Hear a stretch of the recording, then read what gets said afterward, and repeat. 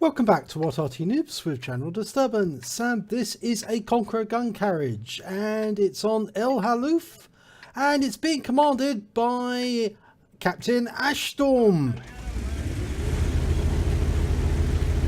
Now, the Conqueror Gun Carriage, the Tier 10 British SPG, and Captain Ashstorm, one of the admin of What RT Noobs. And he's got one mark of excellence on his orbital laser cannon, because this RT does seem like it to some. It may have a shorter range than some RT, but it is capable of almost lasing them from orbit. The shell comes down almost from directly above, and it's got a huge blast area, so it can be very, very unfortunate to the enemy. And Captain Ashstorm is climbing up to his firing position, right up on top of the mountain. And he's turning to face the enemy. That's it, and just adjusting his position a little. This is an encounter battle, so it does actually help to be over here. Oh, and for a second I thought, why is he going back down the hill? No, I think he decided that he just wanted a different position. And you can see there that there's an awful lot of targets that he can pick on, and the shells are coming in near vertically. Oh, T-25 pilot. Look, he stunned 3 tanks in very, very quickly. T-25 pilot suffered the most damage, 328 hit points, but the T-10 took some stun damage. And and some splash damage, 186 hit points, and he's almost loaded to go again.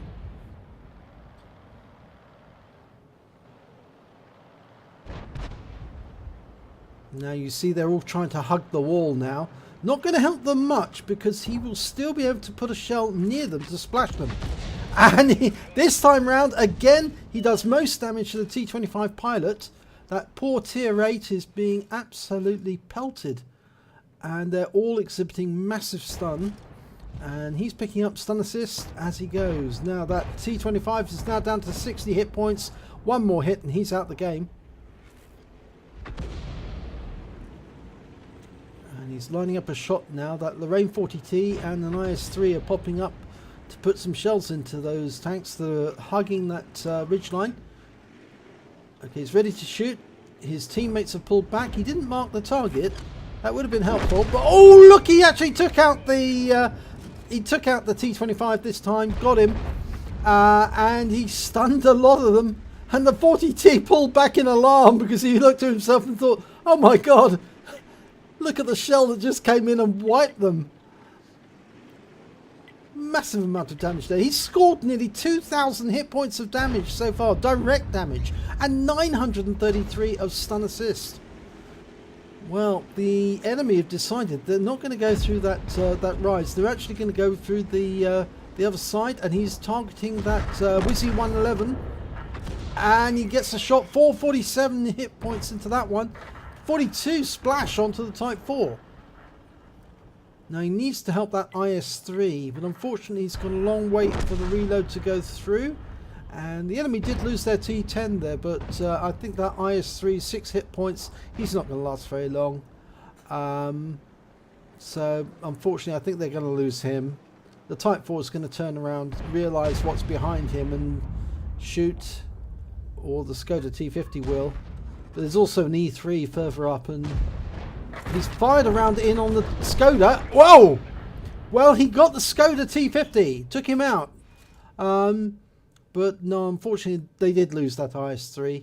And the Type 4 Heavy is now poking around the corner. I mean, they're stunned, but they're still pushing. And the tanks on Captain Ashstorm's team are also getting RT fire. And the enemy's also got a Conqueror Gun Carriage and a Batchat 155-55.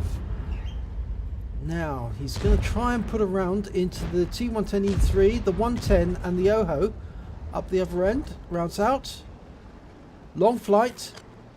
Oh, big shot. Big hit on the 110. That was a really good shot there. The 110 took 430 hit points of damage. Now this is one of the examples of why it's not a good idea to form a line in this sort of battle, because if you do, you'll just make yourself a willing target for a bombardier, or even worse, a lot of associated splash damage. It's much easier to form up behind obstacles or wrecks and just try and slow the enemy down that way and let Arty do the work for you. And that's exactly what that E75 is doing, using the wreck of his colleague. And a big hit there on the IS-7, 1,154 hit points. That was an absolute mighty one. I think that probably hit something critical. To do that much damage, he really must have hit a vital point and possibly penetrated. Now, that Object 430 is going up. There's a Wizzy 111 defending on that side, but he hasn't got much hit points. The Object 430's got a bit more, and it looks like Captain Ash Storm can assist him. And it looks like that's exactly what he's going to do. Round out. It's going to be close. Oh, it's more than close. It's a direct hit. 359 hit points wipes him out. Unfortunately, that Object 430 took a big hit from enemy Arty as well. Right, over the other side, we've got IS-3 fighting an E3 and a 110. That's the same E3 and 110 who were up in the corner a while back. Oh, they've lost him. And he's still not loaded. But getting there. Now, the question is, which target does he go for? Those have gone unsighted, the 110 and the E3. He's fired around in speculatively, but no, it was so snatched. Oh, and he's been hit! Scorpion G just come up. He's been spotted. He needs to get under cover, but now the Scorpion G knows where he is, so will the enemy Arty. And they will be onto him in a shot. Yep, there you go. Batch at 155.55. He couldn't miss an opportunity like that to take out the top dog on the Arty team on the other side, and he made sure of it. So it was a pretty small hit, actually, considering the Scorpion G had actually taken 470 hit points off Captain Ash Storm, but it was only 60 hit points required by the back chat, but it was just too easy for him to pick to pass that one up, and he just lobbed a shell in this direction and it did the job. Which is a great pity. Which means now that there's 4 tanks on either side, 2 tank destroyers on Captain Ash Storm's side, and 2 heavies. The heavies being an E100 and E75, but they just lost the E100. But the enemy's got a Ferdinand and an E3, and we've seen that E3 before. That was the one that he was firing at just a short while ago. And you can see the E75 and the Striv. They're both attacking the E3, I think. Yep. Well, now they've just lost the E75. 2 tank destroyers is all they've got now, and that Striv. Well, what can he do? He's going to have to retreat, I think, more than anything. He can't stay there. And he's just received enemy fire. Yep. And he's been taken out by the E3. He just got stunned by the enemy Arty. That just leaves this poor Griller on his own. And he hasn't got the view range to see that E3 now, so he's going to have to relocate. He can't sit here. He needs to find a position that he can use to attack the enemy, because the enemy are going to be headed towards him, but the best thing he could do at this moment, I would say, would be to find a position on the pass at A7 and try and hit that E3 as it's on its way up here. Of course, the enemy could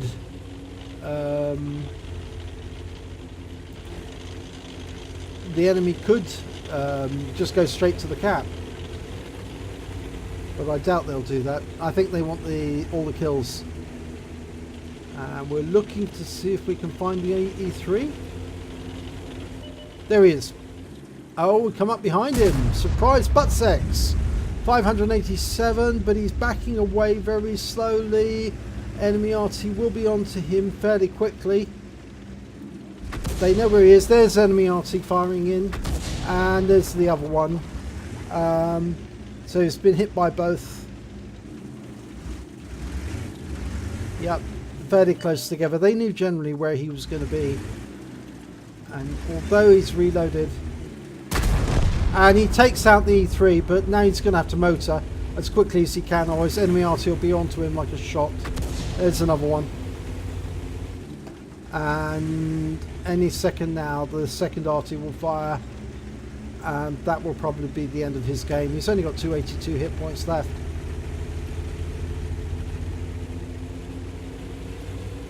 Well, he managed to get away, surprisingly. But for how long? Big shot into the Ferdinand. But enemy RT knows where he is. Yep, there we go. And it was the enemy Conqueror Gun Carriage that managed to ruin him. So, unfortunately, that was a defeat. Let's have a look at the end of battle results for this one. Well, it was a first-class tanker for Captain Ashstorm in the Conqueror Gun Carriage. He also picked up a bruiser medal for getting at least 5 critical hits. He picked up 23 in that one. And he picked up a fighter badge because he managed to kill at least 4 enemy. And a Gore's medal because he did more damage than 10 times the hit points of his vehicle. On top of that, he had a high caliber. He dealt the most damage in the battle, at least 20% of the enemy hit points. But this is the surprising thing. He did pick up a Bombardier whilst those tanks were in the dip, and he fired those tanks, that shell, into the dip, and they were trying to poke up onto the ridgeline. He did actually take out 2 of the enemy. Now, the reason I didn't spot that is because I've actually stripped off most of the mods, and I'm running it on a vanilla client.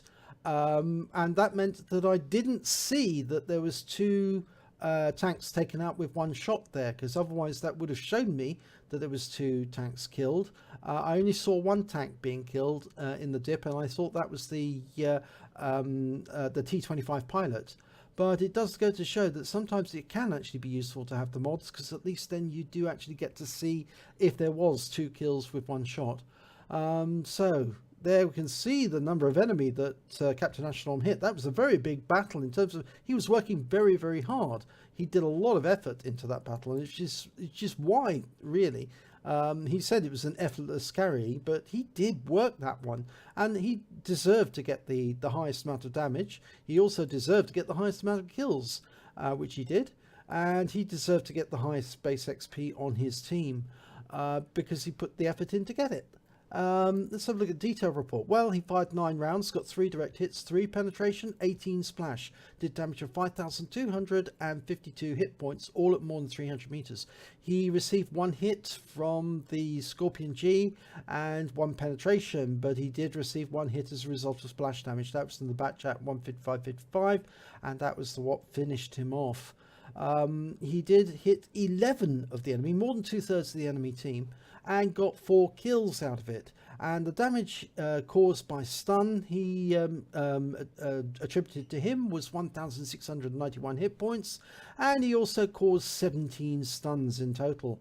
On a premium account, he earned 67,240 credits, but because he managed to get an epic medal, in fact, he got 3 epic medals, you could say, in that battle, because he did pick up a Gore's, a high caliber, and a Bombardier in the same battle. He picks up what they call the Achievements Award, or Courageous Resistance, and it equalises his score with that of the winning team because he picked up an epic medal. So he gets an additional 6,928 credits from that. And that brings his total to 74,169 credits. But because the shells on the Conqueror Gun Carriage are very expensive, and he had to pay for the full repair, and the repair costs at tier 10 are expensive, and on top of that he had consumables which he was running, and of course that meant that he actually ended up with a loss of only 131 credits. So he would have got a profit if he hadn't been using consumables, but I do use them myself, and I know that many other RT players do, because it does improve your performance dramatically, and so it's worth actually paying for. But unfortunately in this particular occasion he's ended up with a small loss, which is a great pity. But he did do as much as he could. He received 930 base XP on a premium, which is 1.5 times base. He got 532 for the Achievements Award, so his total came to 1,463 in total. Yep, honourable defeat, definitely. And coming away with 3 epic medals is well worth it. So, unfortunately, you know, for Captain Ash Storm that he lost on this occasion, but I'm sure he'll win on other occasions. So well done for a good try. Just a pity that nobody was there to actually stop that Scorpion G from popping up, finding you, and then telling the RT where you were. Otherwise, you would have carried on the battle. So, if you enjoyed this replay, please give it a like and do subscribe to our channel, and hopefully it'll be your replay I'll be featuring in our next video.